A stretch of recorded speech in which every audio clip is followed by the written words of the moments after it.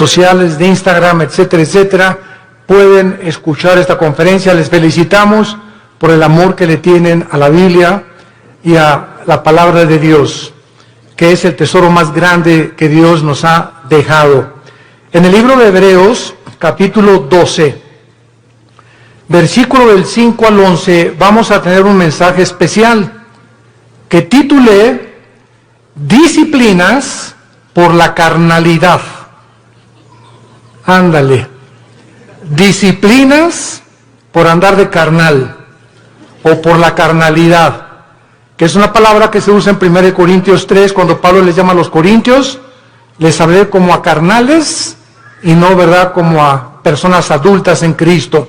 Vamos a ver en este pasaje, versículos del 5 al 11, y habéis olvidado la exhortación que como a hijos se os dirige diciendo, hijo mío, no menosprecies la disciplina del Señor, ni desmayes cuando eres reprendido por Él, porque el Señor al que ama disciplina y azota a todo el que recibe por hijo. Si soportas la disciplina, Dios te trata como a hijos, porque ¿qué hijo es aquel a quien el Padre no disciplina? Pero si se os deja sin disciplina, de la cual todos han sido participantes, entonces sois bastardos y no hijos. Por otra parte, tuvimos a nuestros padres terrenales que nos disciplinaban y los venerábamos. ¿Por qué no obedeceremos mucho mejor al Padre de los Espíritus y viviremos? Y aquellos, ciertamente por pocos días, nos disciplinaban como a ellos les parecía, pero para lo que nos es provechoso, para que participemos de su santidad. Es verdad que ninguna disciplina al presente parece ser causa de gozo, sino de tristeza, pero después da fruto apacible de justicia a los que en ella han sido ejercitados. Este es uno de los pasajes más ilustrativos de la Biblia, de la forma como Dios trata a todos nosotros, a todos los que nos llamamos cristianos por su gracia y su misericordia. Desgraciadamente, muchos cristianos creen equivocadamente que puedes seguir viviendo una vida cristiana de negligencia espiritual, sin preocuparte por discipularte, ni estudiar seriamente la Biblia, ni tener diario devocionales, ni tampoco una vida consistente de oración. Sin embargo, muchas de estas personas que tratan de vivir esta vida, estos cristianos, ignoran, como por eso comienza diciendo que ya se les olvidó la exhortación que vas a ser disciplinado si no vives de acuerdo a la forma como Dios ha diseñado para que vivas. Pero vamos a ver en este estudio en qué consiste esta disciplina. ¿Cuáles son las bendiciones tan grandes, tan enormes, que los cristianos se están perdiendo por vivir esa clase de vida? Y podemos preguntarnos también, ¿estos cristianos tendrán consecuencias después de la muerte?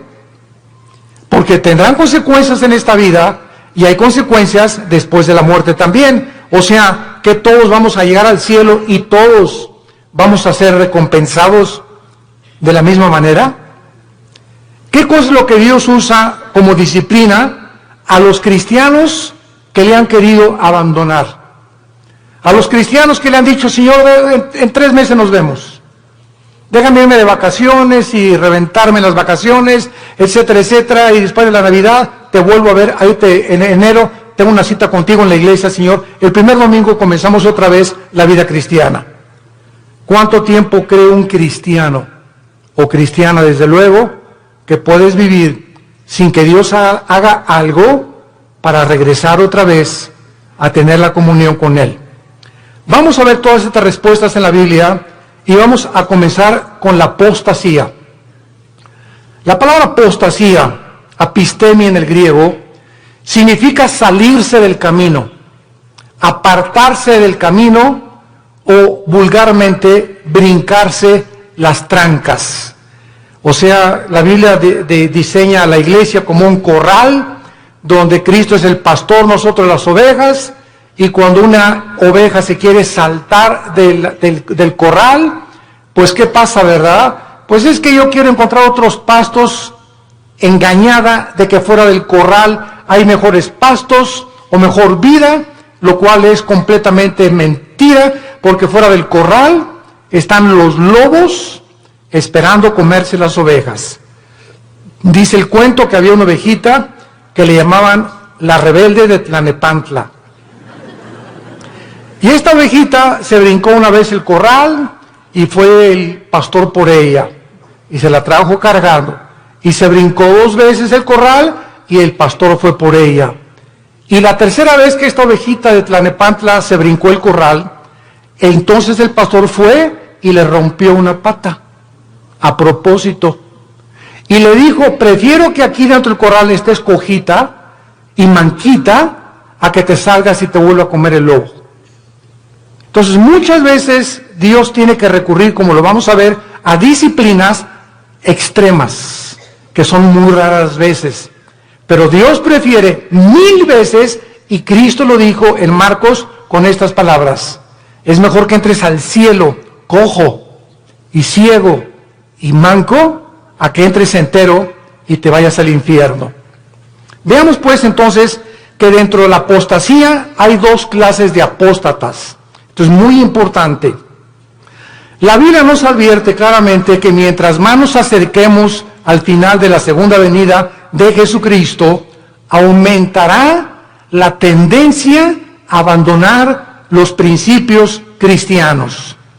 La presión del mundo sobre la iglesia, sobre tu vida y sobre mi vida, ejercerá dentro de ti por no estar lo suficientemente blindados, por no tener las suficientes convicciones firmes en nuestro corazón de lo que creemos, que vamos a ser seducidos por el mundo.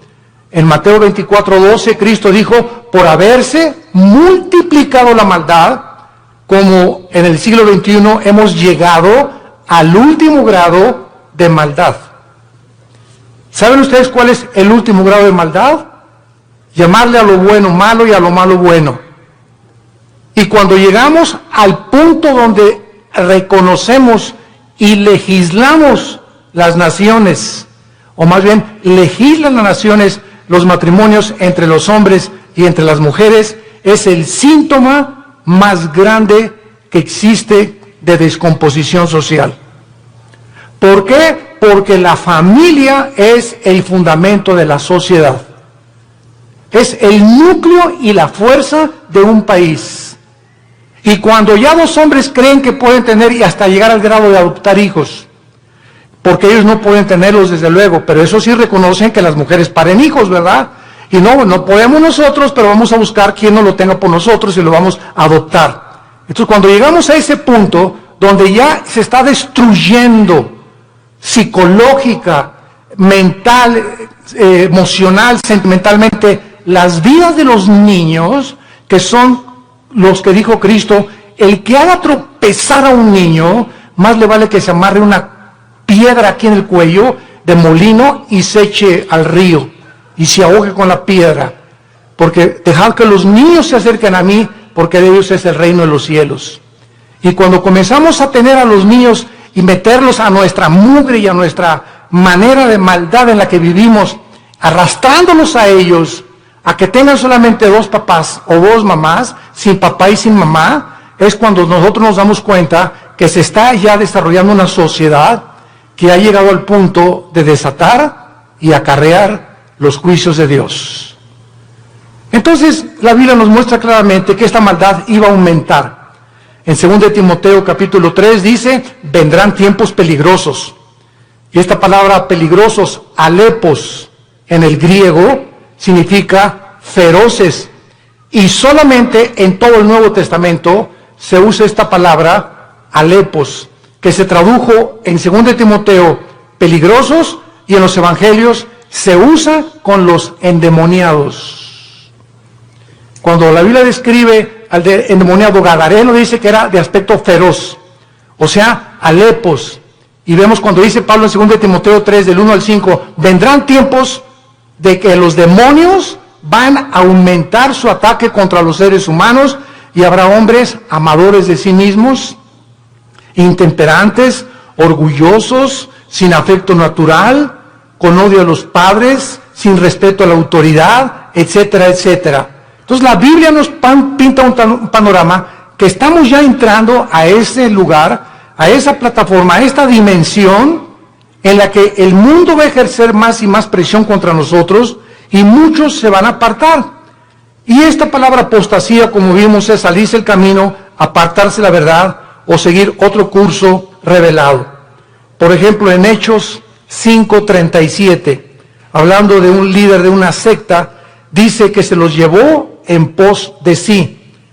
Esta es la palabra que se usa para apostasía, cuando algo o alguien te saca, un amigo, una amiga, la pornografía, la homosexualidad, las adicciones, las drogas, el alcohol, cuando cualquier cosa en el mundo te jala y te aparta del camino de la verdad, del camino de la santidad, del camino de la justicia, se llama apostasía. Has apostatado. Ahora bien, hay dos clases de apóstatas. Esto es muy importante. Hay cristianos que son apóstatas por un tiempo. Y hay apóstatas que nunca fueron cristianos, pero que entraron a la iglesia por un tiempo y después se apartaron. ¿Cuál es la diferencia entre el cristiano que apostató y el que es apóstata para siempre? Como lo vamos a ver a continuación. La diferencia está en que, si tú eres un cristiano y te has apartado del camino y eres hijo y eres hija de Dios, pau, pau, pau y pau, y te viene duro. Dios te hace regresar. De la oreja nos trae de regreso. Pero si eres una persona que jamás recibiste a Cristo, pero fuiste a los estudios bíblicos y fuiste a los desayunos y tal vez algún día que hiciste una decisión por Cristo, pero realmente tus convicciones no eran firmes ni profundas, te vas a apartar del Señor, pero la diferencia está en que tú nunca vas a regresar al camino. Entonces, el cristiano que se aparta, Dios lo regresa por las buenas y por las malas, y lo vamos a ver. A muchos, Dios inclusive prefiere llevárselos a casa antes de que sigan lejos de Él. Entonces, vamos a ver que hay cristianos que se mueren antes de que Dios termine su programa con sus vidas. Hay cristianos que se mueren antes de que acaben la misión que Dios les dio. Porque solo Dios sabe que has llegado al colmo y no te vas a arrepentir. Pero como eres hijo y la salvación no se puede perder, te lleva a casa antes de tiempo. Veamos en primer lugar algunos ejemplos de los apóstatas que nunca fueron salvos. Juan capítulo 13, el clásico ejemplo de Judas. Es increíble que yo he escuchado varias veces a muchas personas predicar o enseñar que Judas perdió la salvación por el amor de Dios. O sea, que fue salvo, pero que perdió la salvación. Vamos a ver qué dice la Biblia. En Juan capítulo 13, versículo 10 y 11. Ya Cristo está a punto de entrar a la cruz y al huerto de Getsemaní. Y les dice, el que está lavado no necesita sino lavarse los pies, pues está todo limpio. Eso le estaba hablando a todos los apóstoles que eran salvos, que eran cristianos, como todos nosotros. El momento que recibes a Cristo, ¿quién nos lava? Dice la Biblia en Efesios 5, que es la palabra de Dios la que nos lava, y la sangre de Cristo, ¿verdad? Y ahora, ya siendo cristianos, Dios nos da la responsabilidad de nosotros seguirnos lavando. O sea, si cometemos un pecado, la sangre de Cristo, que es tan fresca como cuando nos salvó Dios, nos limpia de todo pecado. Entonces, un cristiano tiene que estar continuamente metiéndose a la regadera. porque diario se nos pega la contaminación del mundo, lo que oyes en tu oficina, con tus amigos, en la escuela, en la universidad, chistes groseros, un programa grosero, desnudos en la televisión, desnudos en el cine. Todo eso entra a nuestra alma y nos ensucia, nos contamina. Y esta suciedad la tenemos que estar sacando para mantener no la salvación, la comunión con Dios. Ustedes están lavados, pero no necesitan sino lavarse, ¿verdad?, los pies. Y vosotros limpios estáis, aunque no todos. O sea, había alguien ahí dentro del grupo de Cristo que no había sido nunca lavado. Ustedes sí están lavados y ahora necesitan sola, pero hay alguien entre ustedes que no está lavado, porque sabía a quién le iba a entregar. Por eso dijo, no están limpios todos. Judas nunca fue limpiado de sus pecados. Jamás. Versículo 18. No hablo de todos vosotros. Yo sé a quienes he elegido, mas para que se cumpla la escritura, el que come pan conmigo levantó contra mí su calcañar. Capítulo 17 de San Juan. Nos brincamos al capítulo 17 y aquí ya Cristo lo aclara, tan transparente como la luz y el sol. Dice Juan 17, versículo 12. Cuando estaba yo con ellos, o sea, Cristo está orando al Padre, está dirigiéndole estas palabras al Padre. Cuando estaba yo con ellos en el mundo, yo los guardaba en mi nombre. A los que me diste, yo los guardé. Y ninguno de ellos se perdió, sino el hijo de perdición, para que la escritura se cumpliese. O sea, nunca Judas estuvo bajo el cuidado de Cristo. Nunca, jamás. Los guardó de Satanás y los guardó del mal. Cuando vino Satanás a atacar a Pedro, ¿se acuerdan? Que le dijo Cristo, oye, Satanás ha pedido tu alma para zarandearte. Y Pedro, muy macho, no, yo no me voy hasta la muerte contigo. Espérame, Pedro, el gallo va a cantar 3 veces y tú me vas a negar. Entonces, Pedro y Judas, los dos, traicionaron a Cristo. Los dos le volvieron la cara a Cristo, porque Pedro negó a Cristo 3 veces. ¿Y cuál fue la diferencia?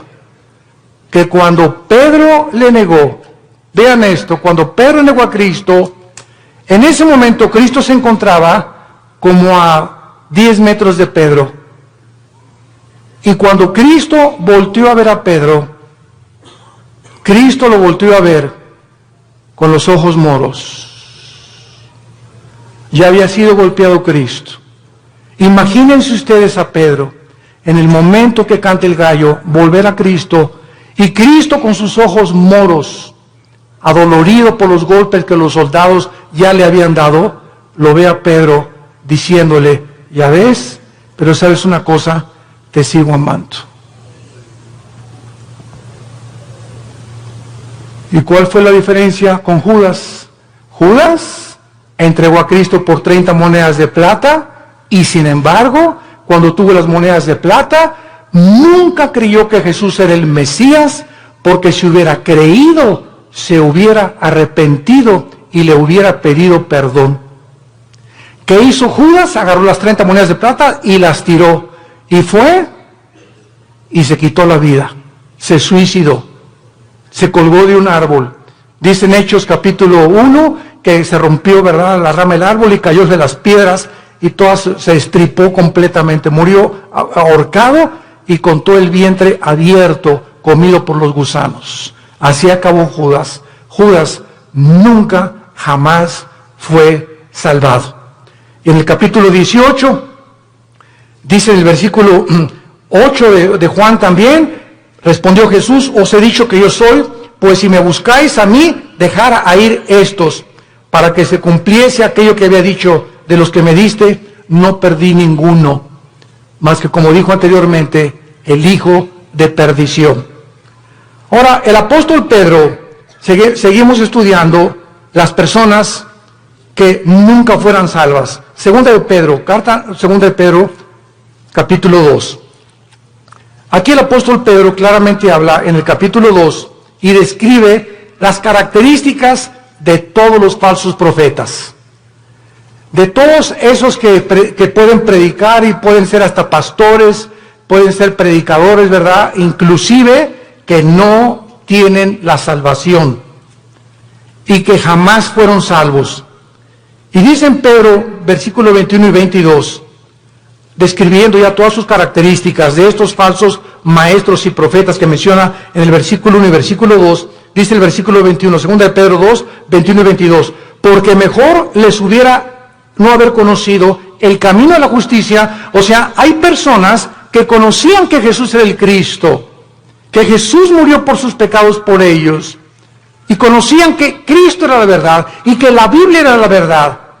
Mejor les hubiera sido no haberlo conocido, que después de haberlo conocido, volverse atrás del santo mandamiento que les fue dado. Escuchen, pero les ha acontecido lo del verdadero proverbio: el perro vuelve a su vómito y la puerca lavada a revolcarse en el lodo o en el cieno.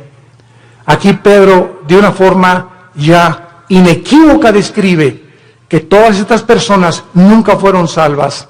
¿Cómo lo dice Pedro? ¿Qué hace un perro cuando vomita?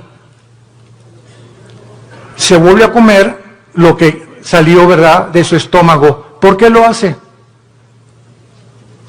¿Por qué lo hace? Pues porque es perro. Si no fuera gato, los gatos no lo hacen, los leones no lo hacen. Ahora, ¿por qué un puerco? Agarras el puerquito, y lo lavas y le pones Chanel y le pones un moño y todo, y lo sacas del lodo y lo envuelves y lo que tú quieras, y huele a Chanel número 5. Y a los 5 minutos el puerco se revuelca en el lodo otra vez. ¿Por qué no duró nada bañado y champuceado y perfumado? Porque es puerco. Ahora, para que el perro ya no regrese a su vómito, ¿qué se necesita? Cambiar su naturaleza, dejar de ser perro. Para que el puerco no regrese al lodo, necesita ser otro tipo de naturaleza, tener la naturaleza de otro animal, porque los puercos, esa es su naturaleza, el lodo, y los perros el vómito.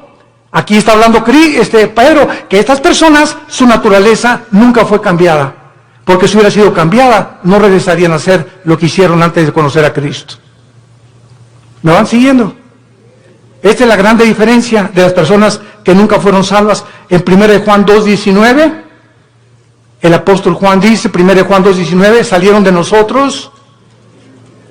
Oye, don Pancho, pero si tú ibas a la iglesia ahí en el Cine Apolo hace 15, 20 años, o te vimos aquí en la iglesia, te fuiste a los estudios conmigo, oye, tú estuviste en el LITI, tomaste todo el curso del LITI, compadre, y ahora te estás divorciado, estás con otra señora, te has cometido adulterio, etcétera, etcétera, y te contesta tu compadre, sí, ¿y qué?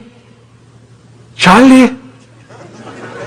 Ya en ese momento te das cuenta, ¿verdad?, que ya hay algo raro. A una persona que fue cristiana, pues sí, ¿verdad?, y me duele, ¿verdad?, y lo que tú quieras, pero estas personas salieron de nosotros, pero no eran de nosotros. Porque si hubieran sido de nosotros, dice 1 Juan 2:19, hubieran permanecido con nosotros. Salieron para que se manifestara que no todos los que vienen a la iglesia son y pertenecen al cuerpo de Cristo. Todas las iglesias, esta y todas las en el mundo cristianas, todas las iglesias, sin excepción, son una mezcla del trigo y la cizaña. Así que el que está a tu lado a la derecha, aunque tengas cara de Santa Rita de Casia, y el que está atrás de ti, que tiene cara en Clodomiro, no son todos lo que aparecen ser. Entonces no te decepciones y no te desilusiones. Ay, que esa en esa iglesia nadie me amaba. Y te acuerdas de esa persona, y así son los cristianos. Espérame tantito, así no son todos los cristianos. Si un avión se cae con un piloto porque iba borracho, no significa que todos los pilotos de American Airlines son borrachos. Si un carro de carrera choca, no significa que todos son tan tontos como el que chocó. Entonces no puedes generalizar. Entonces tenemos que entender eso. La iglesia es una mezcla y no todos son lo que son. Hay un remanente en todas las iglesias de verdaderos hijos e hijas de Dios. Y solo el tiempo dirá verdaderamente quiénes son los que permanecieron hasta el final. Muy bien, veamos ahora los que son salvos. Proverbios capítulo 3, los apóstatas que son salvos, pero que regresan porque son hijos de Dios, y Dios, hay su promesa, al que ama, disciplina. Y si no hay disciplina, es porque nunca fuiste hijo de Dios. Por eso sigues haciendo lo que te da la gana. Porque si fueras hijo de Dios o hija de Dios, ¿desde cuándo Dios que ya te hubiera surtido? Y bien surtido. Pero sigues igual de hace 1 o 2 años, precisamente porque nunca has pertenecido a la familia de Dios. Dice en Proverbios 3, versículo 11 y 12, no menosprecies, hijo mío, le está hablando a sus hijos, el castigo de Jehová, ni te fatigues de su corrección, porque Jehová al que ama castiga, como al padre a quien quiere. Vamos a ver que en el Antiguo Testamento los castigos eran diferentes de los castigos del Nuevo Testamento. Y Dios trataba de una forma a los cristianos, porque no eran cristianos, ¿verdad? Cristiano significa lleno del Espíritu. A las personas que formaban parte del pacto abrámico y a los que no formaban parte del pacto abrámico davídico palestino. Entonces era muy diferente, lo vamos a ver más adelante. Veamos ahora en Lucas 15, ¿se acuerdan del hijo pródigo? Bueno, dice la Biblia, un padre tenía 2 hijos, todo el mundo conoce esta historia del 11 en adelante. Y de repente uno de los hijos le dice, oye viejo, dame toda la herencia, échame mis centavitos que me pertenecen. En el antiguo Oriente, un muchacho que hacía eso, quedaba desheredado. Porque era el peor pecado que pudiera hacer, dame el dinero. No era hasta que el padre se moría que podía dar la herencia. Pero este muchacho ya quería quemarse la herencia. Y le dice al padre, dame mi herencia. Y el padre respeta su libre albedrío. Respeta su decisión. Aquí está, hijo, tu herencia. Y el hijo se fue, como todos sabemos en la historia, y desperdició sus bienes y a las discos, en chavas, en por acá, en bailongos, etcétera, etcétera, y que el cha-cha-cha, y que el twist, y que por acá. Y entonces se acabó el dinero y comenzó a buscar trabajo y no encontró trabajo.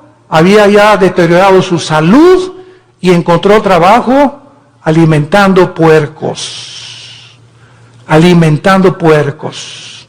Y entonces fíjense ustedes, estando el hijo pródigo en la condición en la que se encontraba, alimentando puercos, de repente algo pasó en su vida. ¡Pum!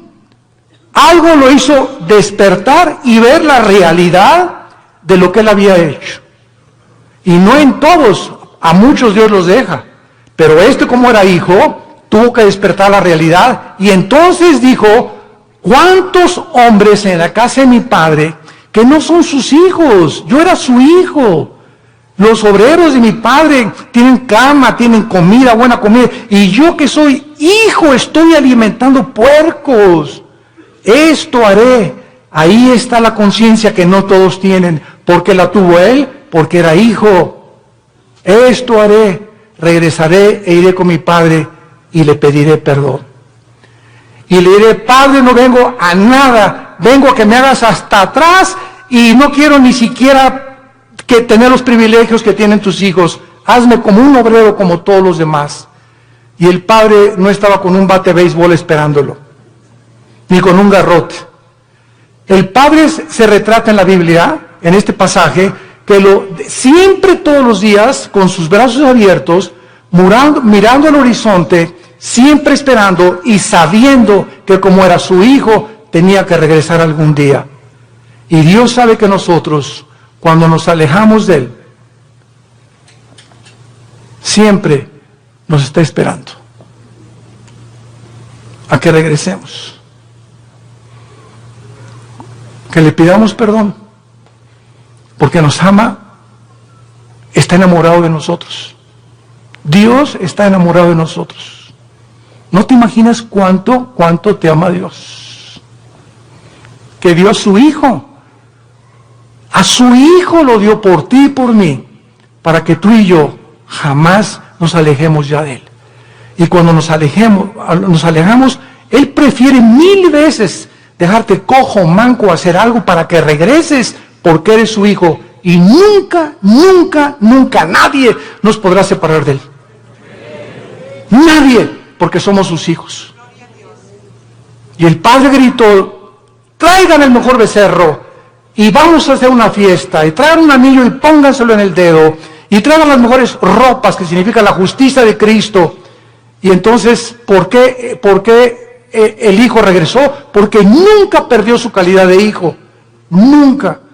Y este es un ejemplo clásico de una persona que es hijo, se aleja de Dios, pero regresa a Dios, porque somos hijos, tenemos que regresar, tarde o temprano nos convence Dios para regresar con Él. Y si no nos regresamos, y si lo que nos hace Dios para regresarnos no nos sirve, nos prefiere llevar a casa, antes de que el camino sea blasfemado por tu culpa o por mi culpa. Veamos otro ejemplo en 1 Corintios 5, vamos al Nuevo Testamento. 1 Corintios 5. Aquí está un caso tremendo de un muchacho que pues no era como nosotros, ¿verdad? Nosotros tenemos la Biblia completa. La iglesia de Corinto era la iglesia más carnal de todas las iglesias del Nuevo Testamento, pero eso sí, tenían todos los dones, pero eran carnales. Dice 1 Corintios 5, de cierto se oye, dice Pablo escribiéndoles, que hay entre ustedes fornicación. O sea, me han llegado noticias de que en la iglesia hay inmoralidad. Y tal inmoralidad o tal fornicación, cual ni aún se nombra entre los gentiles, o sea, ni en las personas del mundo, tanto que alguno tiene la mujer de su padre. O sea, había un miembro en la iglesia de Corinto que estaba teniendo relaciones con su madrastra, con la mujer de su papá. Y dice Pablo, y ustedes, les habla a los líderes, están envanecidos. ¿No debieran más bien haberse lamentado para que fuera quitado de en medio de vosotros el que cometió tal acción? O sea, Pablo dice, oigan, ¿por qué no han reaccionado? Ustedes están conscientes que este muchacho está teniendo relaciones con su madrastra y lo dejan seguir asistiendo a la iglesia. ¿Y qué lo debemos de correr? Pues traerlo para enfrente, ¿verdad? Y enfrentarlo con su situación. Ahora tenemos la Biblia y nos damos cuenta que los líderes, cuando sabemos que alguien tiene pecado, la iglesia es un hospital y te vamos a ayudar.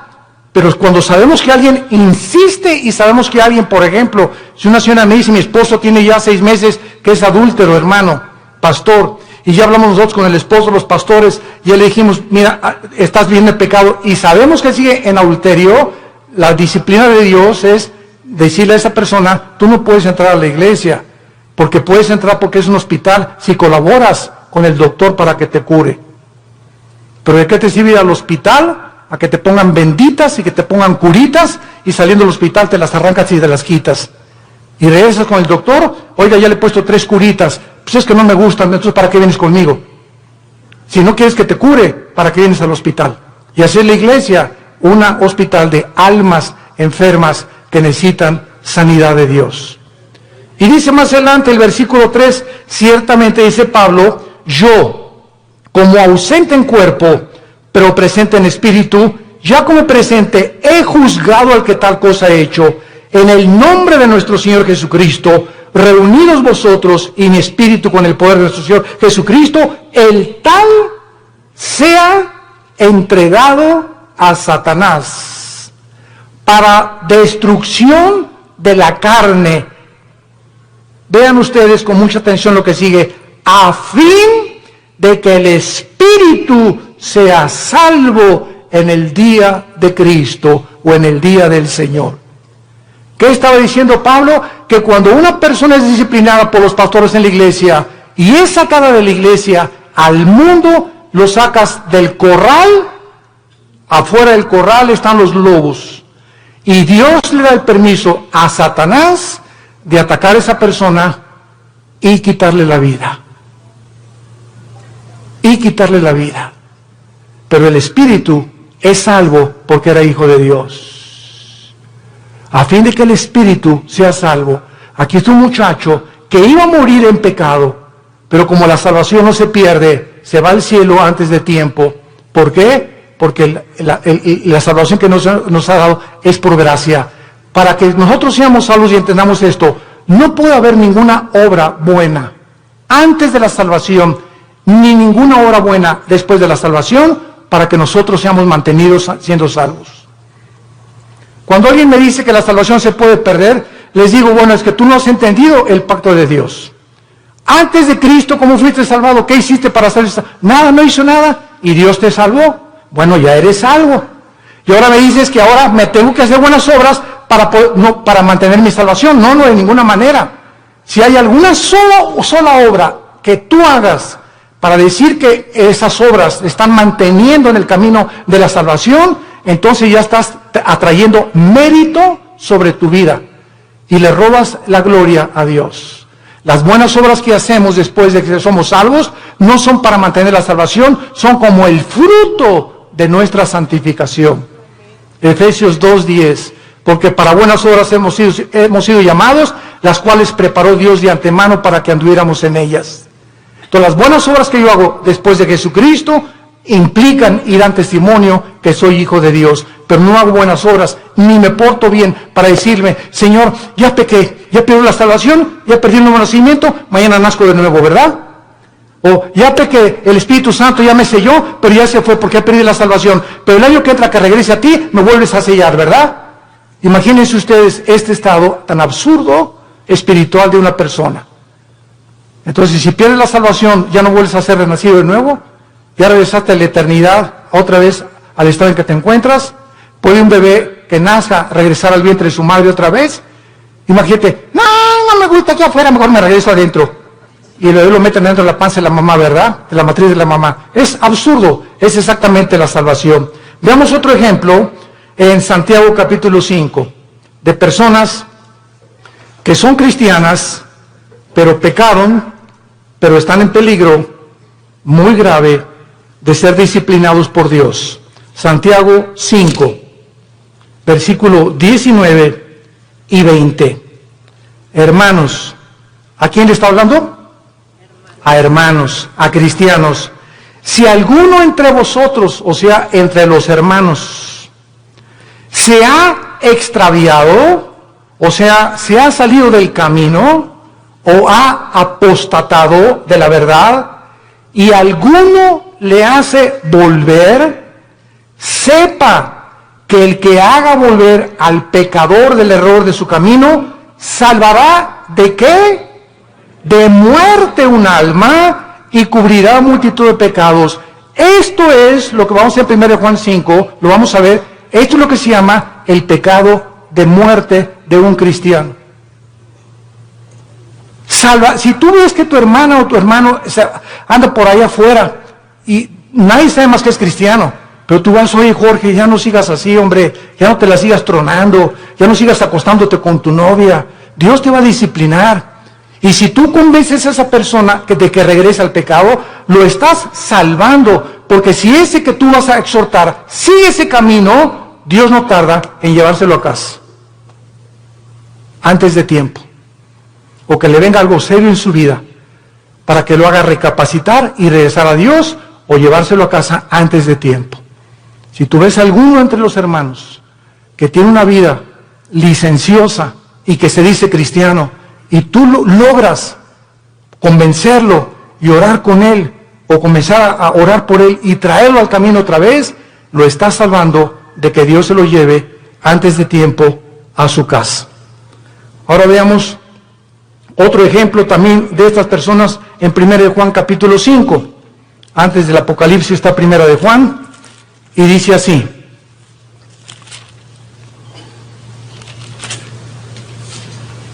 Juan capítulo 5, versículo 16. Si alguno viere a quién, a su hermano, otra vez a un cristiano, si alguno viere a su hermano cometer pecado que no sea de muerte, pedirá a Dios y le dará vida. Esto es, para los que cometen pecado que no sea de muerte. Hay pecado de muerte por el cual yo pido que no se pida, o por el cual yo digo que no se pida. Vean ustedes la diferencia. Hay cristianos que solo Dios sabe que aunque tú vayas y los exhortes, no van a regresar a Dios, pero son cristianos. Están tan endurecidos y tan aferrados al adulterio, o a esto, o a la fornicación, o a aquello, que solo Dios sabe, que porque solamente Dios conoce el corazón, que no van a regresar. Y entonces hay muchas personas que Dios sabe que no van a regresar, y ya no les pone a los demás hermanos orar por él. Así que mientras tú tengas ganas de orar por alguien, significa que ese pecado no es de muerte todavía. Pero cuando ya no sientes orar por nadie, o por esas personas que andan en pecado, y tú ya tienes 1 mes o 2 meses que no oras por ellos, es porque el Espíritu Santo ya no te los ha puesto, porque ya no tarda Dios en llevárselos a casa. Esas son las personas que son salvas, pero que han cometido el pecado de muerte. Ahora veamos algunas causas espirituales por las cuales los cristianos se apartan de Dios. He apartado 4 principales razones. La primera es la persecución. Juan capítulo 15, 18 al 19. Si el mundo los aborrece, sepan, nos está hablando los hijos de Dios, que el mundo me aborreció a mí. Si tú eres cristiano y regresas a tu casa y ya con el pastor, ay pastor, pues desde que me convertí, ya mis padres no me quieren y en la escuela se hacen burla de mí, bla bla bla, etcétera, etcétera, pues ¿qué creías entonces? Dios nos llamó no solamente a creer en Él, sino a padecer por Él también. Ahora, ¿no quieres que te persigan? ¿No quieres ser diferente a los demás? ¿No quieres que nadie te calumnie, ni que nadie haga chismes contra tu vida? No hay ningún problema. Únete al grupo de ellos y no seas diferente. Pero si eres diferente, te van a perseguir y te van a calumniar y nos van a inventar cosas contra nosotros, porque el mundo odia a Cristo y nos odia a nosotros, que somos sus representantes. Y esta persecución hace la que mucha gente, no, pues yo prefiero, mejor no, y contestas, ¿es cierto que tú eres cristiano y que andas con los aleluyos? No, mira, bueno, soy cristiano, pero no soy exagerado, no estoy así en un extremo, estoy conociendo a Cristo, y comienzas a poner pretextos y avergonzarte y decirles, sí, ¿y qué? ¿Te gustó? ¿No les gustó? Qué bueno, me da mucho gusto, me da tristeza como ustedes viven, he encontrado a mi Salvador.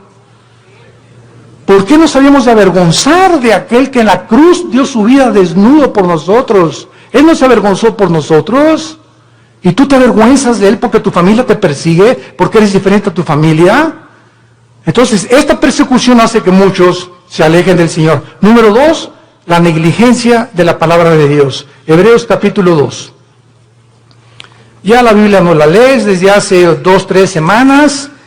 Ya la lees allá nomás el domingo. Ya no tienes un devocional diario con el Señor. Y dice Hebreos 2. Por tanto, es necesario que con más diligencia atendamos las cosas que hemos oído. No sea que nos deslicemos.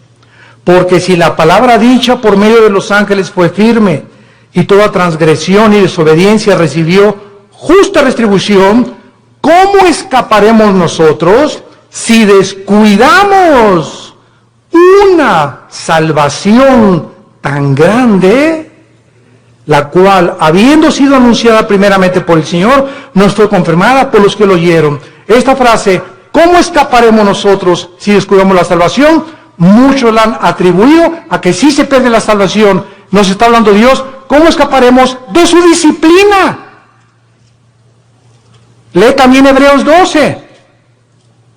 Al que ama, Dios disciplina, y si no hay disciplina no eres hijo, eres bastardo. Entonces, ¿cómo escaparemos? ¿Cómo crees que te vas a escapar de Dios habiendo sido cristiano ya? Si tú descuidas tu vida devocional con Dios. Número 3, la amargura. Hebreos 12:15. La amargura es otra causa de alejarse de Dios. Mirad bien, Hebreos 12:15, que ninguno de ustedes deje de alcanzar la gracia de Dios. Qué tremendo. dejar de alcanzar la gracia de Dios. ¿Cómo? Que brotando alguna raíz de amargura te estorbe y por ella contamines a muchos. Esto está tremendo, ¿eh? Hermano en Cristo, hermana en Cristo, tú y yo no podemos darnos el lujo de odiar a nadie. Hayan hecho lo que nos hayan hecho. No podemos darnos el lujo de tener rencor contra nadie. Hayan hecho lo que te hayan hecho, que te violaron, que te robaron, que te golpearon, que tus papás, lo que hayas atravesado en la vida, perdónalo. Perdónalo. Perdónalo.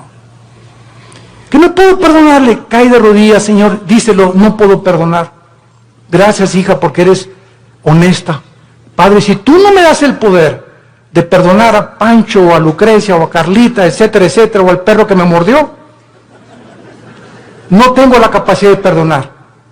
Pero si tú eres cristiano y estás en tu corazón en este momento que me escuchas, tienes algo contra alguien que te ha lastimado en el pasado, ten mucho cuidado, porque el rencor se vuelve en amargura. Y cuando un cristiano está amargado, cierra el cielo. Cierra el cielo. ¿Qué es la gracia? No es la gracia santificante, no es la gracia salvífica, está hablando de la gracia santificante. ¿Qué es la gracia? Diario el cristiano necesita poder de Dios, diario necesita el poder de Dios al venir a su palabra para tener el poder de vivir para Él. Porque separado de Él yo no puedo hacer nada. Entonces la amargura me bloquea la gracia de Dios y me quedo sin poder. Me quedo en mi propio poder, en mi propia carne, porque algo está bloqueando que Dios me ayude y me saque del pozo de la desesperación, de la red en que he caído, de la trampa que te pusieron. ¿Qué cosa es? La amargura. Es el más grande veneno en la vida de un cristiano. Y número 4, el amor al dinero. Primera de Timoteo 6, versículo 10. Porque raíz de todos los males no es el dinero, es el amor al dinero. Gracias a Dios por las familias ricas y los millonarios, porque la obra de Dios tiene que sostenerse. Si no hay dinero, no hay misioneros. Si no hay dinero, no hay construcciones. Si no hay dinero, no hay televisión. Si no hay dinero, no hay viajes. El dinero no es malo. El malo es amar lo que tú tienes. Cuando tú amas más lo que tú tienes, que la obra de Dios te va a hacer que te alejes de Dios. Dijo Cristo en Marcos, hablando de la parábola del sembrador, pero muchos, el afán del mundo y de las riquezas, entran y ahogan la palabra y nunca das fruto. Estas son las razones por las cuales tú puedes alejarte de Dios.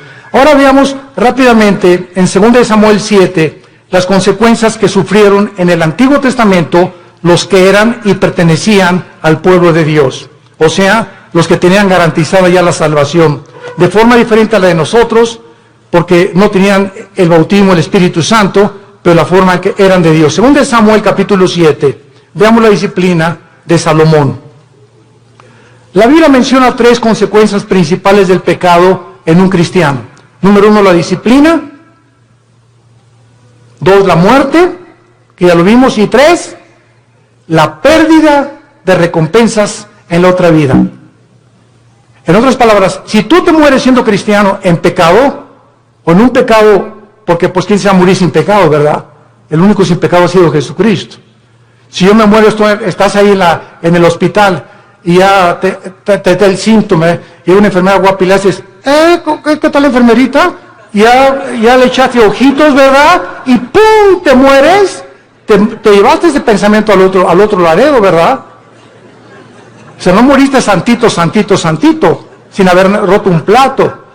O haz de cuenta que también estás en el hospital ahorita, o sales a la carretera y chocas ahí en la carretera, y en la mañana te peleaste con tu esposa, te moriste en pecado. ¿No es cierto? ¿Y vas a perder la salvación? No lo vamos a perder. Pero en la otra vida perdemos las recompensas. Que no se imaginan qué grandes recompensas hay, porque no todos los cristianos en la otra vida vamos a gobernar con Cristo. Solo los vencedores. Y lo vamos a ver más adelante, para terminar. En 2 Samuel 7, 14 y 15, se le está dando las instrucciones a David y le dice: yo le seré el padre y él me será mi hijo. Si hiciere mal, o sea, si se aparta de mí, le castigaré con vara de hombres y con azotes de hijos de hombres, pero mi misericordia no se apartará de él, como la aparté de Saúl, al cual quité delante de ti. ¿Cuál fue la diferencia entre la descendencia de David y el rey Saúl? ¿Cuál fue la diferencia entre Pedro y entre Judas? En que aunque nosotros nos portemos mal, y aunque nosotros intentemos alejarnos de Dios, si somos hijos e hijas de Dios, su misericordia es más alta que los cielos. Y Dios va a hacer algo para que regreses y para que yo regrese a la comunión con Él. Y va a ser disciplina. La palabra disciplina es interesante porque viene de la palabra paidego, viene de la palabra pedagogo, que significa el que forma el carácter o el maestro. Entonces, ¿se acuerdan de nuestro pasaje en Hebreos 12? Dios al que ama disciplina, al que ama le forma el carácter a través de pao, y castiga también con azotes. O sea, Dios usa en la Biblia para formar nuestro carácter, y si somos tercos, pao, azota al que recibe por hijo. Y la palabra azotar en el griego es castigo físico. Algo va a tener que usar Dios, como lo que dice en uno de los salmos: no sean como los caballos, como los mulos, que el caballo tiene que meterle aquí un freno. El freno es un fierro con un puente, y cuando se le mete al caballo el freno y le jalan las riendas, el puente se le encaja en el paladar al caballo, y el caballo, cuando asocia el dolor, se para y le obedece al jinete. Si no se le aplica dolor al caballo, el caballo se desboca y sigue corriendo. ¿Y qué nos dice Dios? Necesito aplicarte dolor para que regreses a mí. ¿Quieres que te trate como a los caballos? ¿Como a los animales? Tú dime. Pero ¿sabes una cosa? Nunca quitaré mis ojos de ti. Te haré entender, por las buenas o por las malas, el camino en que debes andar. Sobre ti pondré mis ojos. Salmo 32. Y vemos finalmente en la vida de David, en 2 de Samuel, capítulo 12. ¿Qué fue lo que pasó con Samuel? Cuando Samuel, ¿se acuerdan ustedes lo que hizo David? ¿Qué hizo David? ¿Perdón? Pecó, mató a un soldado para quedarse con su esposa, el angelito. O sea, David era culpable de crimen y David era culpable de adulterio. Y se le llama, Dios mío santo, Jesús, María y José, el burrito que los acompaña. Se le llama el varón conforme al corazón de Dios. ¿Cuántas veces en mi mente dieron tantas vueltas? El varón conforme a tu corazón, pa' su mecha, dije yo. Dios mío santo, pues entonces yo soy el santo de los santos. Y entonces, cuando creces en Cristo, comienzas a entender lo siguiente, ¿verdad? Él fue culpable de crimen y de adulterio.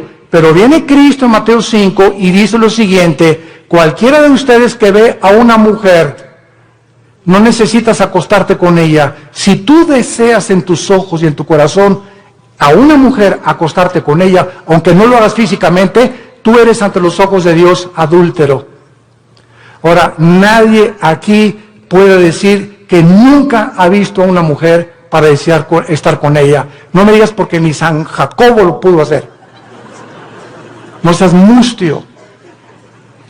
Todos en alguna época de nuestra vida le hemos fallado a Dios. Y el que no le ha fallado a Dios, que levante la mano. Porque te llamaría el querubín de Tlalnepantla. Entonces, no juzgues a David, Porque si nosotros hemos sido adúlteros alguna vez en nuestra vida y Dios nos perdonó, no creas que por no acostarte con ella eres exento del adulterio. ¿Y cuántos de nosotros Él lo acusó por un crimen? Dijo Cristo, cualquiera que odie a alguien es culpable de crimen. Porque no es el acto, sino el intento del corazón lo que Dios juzga. Entonces, cuando yo entendí eso, me di cuenta, pues yo soy más pecador que David. Porque muchas veces odié a tantas personas, y cuántas veces decía a tantas mujeres, y tú me has perdonado, Señor. ¿Qué diferencia hay entre mí y David? No hay ninguna diferencia. Has tenido misericordia con todos. Y ahora todos nosotros somos varones y mujeres conforme al corazón de Dios, porque somos sus hijos. Y nos amó hasta la muerte en una cruz. Y dice en 2 Samuel capítulo 13, versículo 13 y 14. Para terminar, dice la Biblia, porque ¿a dónde iría yo con mi deshonra? Y aún tú serías estimado como uno de los perversos en Israel. Te ruego que hables al rey, que él me lo negará. Mas él no quiso ir, sino que pidiendo más, que ella lo forzó y se acostó con ella. Luego la aborreció a Amón con un gran aborrecimiento.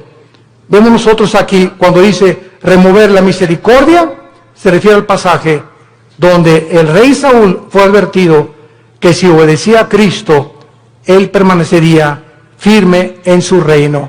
Pero en cuanto le desobedeciera, perdería la misericordia de Dios, porque nunca fue hijo e hijo de Dios.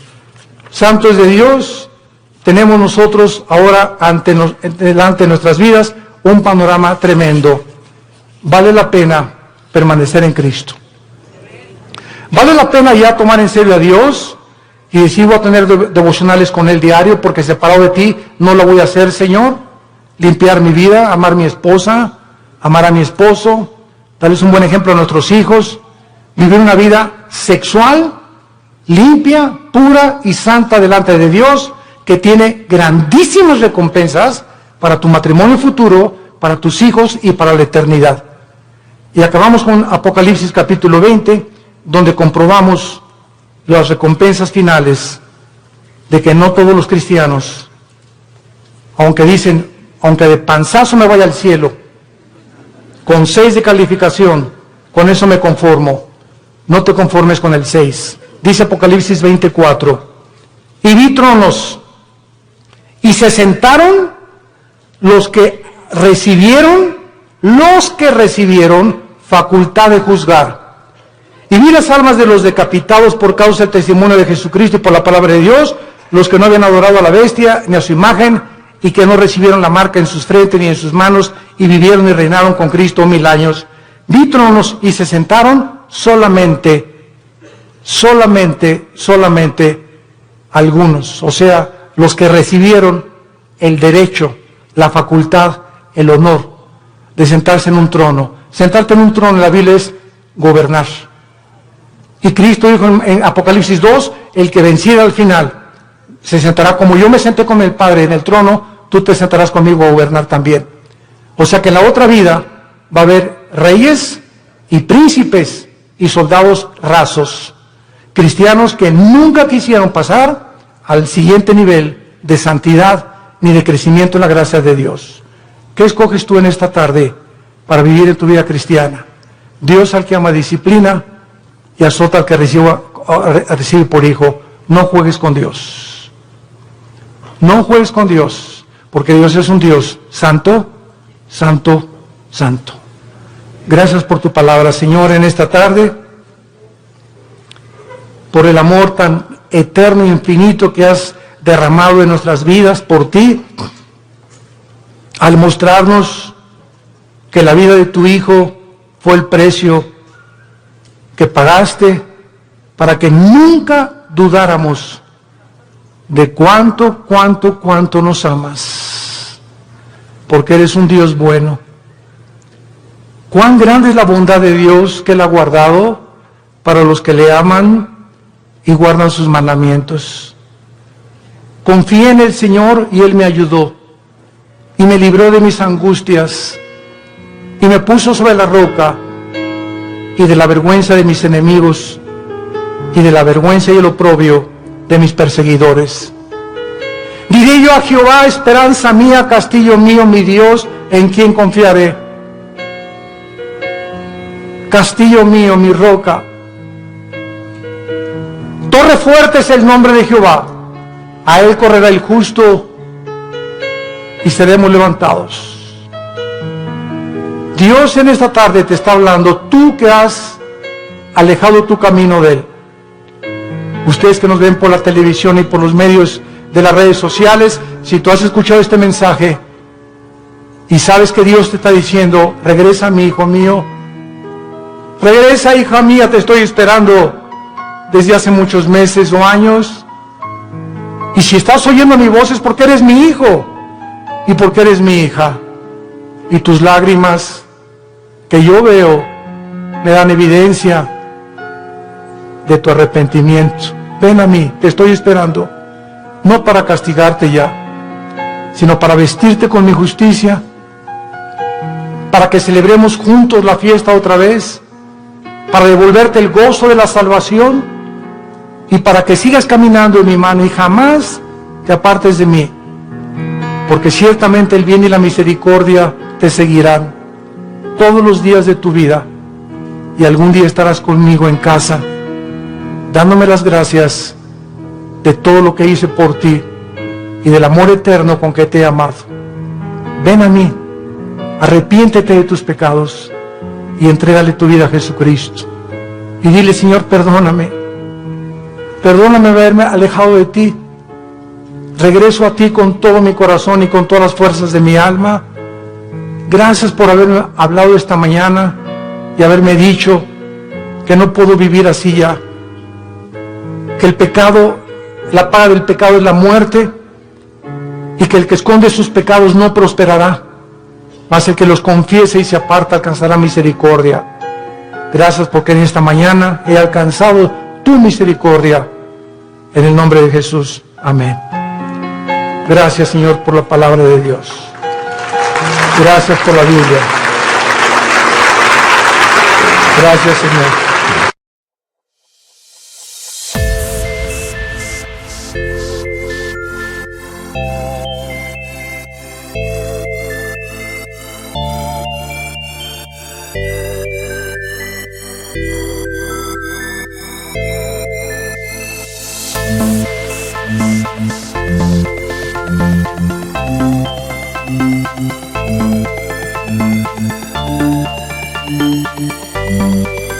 Thank you.